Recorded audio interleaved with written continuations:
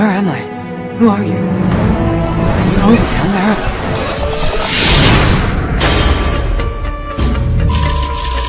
there. Our vision for season 1 was very much that season 1 would act as a prologue for what was going to be a story writ on a larger canvas, and that in many ways season 1 would be an introduction to our team and an introduction to the problem that they and the world are facing. And now in season 2 we want to start to actively deal with that problem.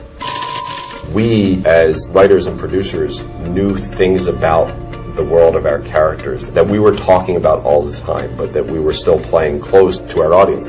For instance, the fact that Peter Bishop apparently died when he was 7 years old. We always talked about that, and there were clues and hints throughout in the series, dating all the way back to the pilot.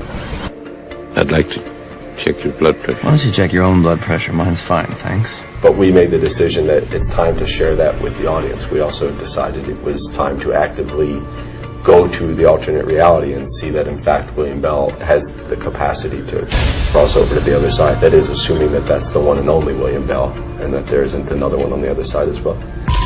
From the pilot on, William Bell has been talked about and sort of built up as a character without us ever seeing him or meeting him. We decided very early on that by the end of the season Olivia would have her first face-to-face with William Bell, and over the course of the season she learned that he played a much more active role in her life than she had ever imagined, via the cortexiphan trials that he did to her as a child. The idea that the only way she could meet him was actually to cross over, and in some ways that the gift, the ability he gave her as a child was the thing that enabled them to meet at all, sort of has a troubling symmetry to it.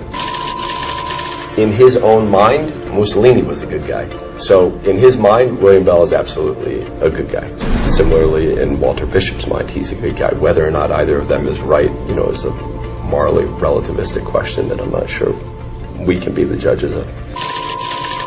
I think what's interesting about Walter is that through his insanity, he's gained humanity. As a younger man, he didn't really engage with people. He saw them as things to be experimented upon. He never really engaged with his son. But now, having gone through such a dark phase of his life, he's actually come through the other side with more of his humanity intact. So I'm not sure if Walter were given the choice of going back to who Walter used to be, he would even take that.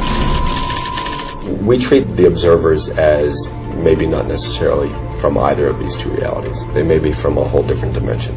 In episode 4, when the observer's on the phone, he's talking to somebody from his reality, from his universe, somebody who he reports back to. It has arrived. In our minds, we're the good guys, of course. I think in our minds, we're all the good guy. Good and bad has sort of a yin and yang relationship, and it changes at times. We may have caused the problem, but if we're trying to cure it, then I imagine we're the good guys.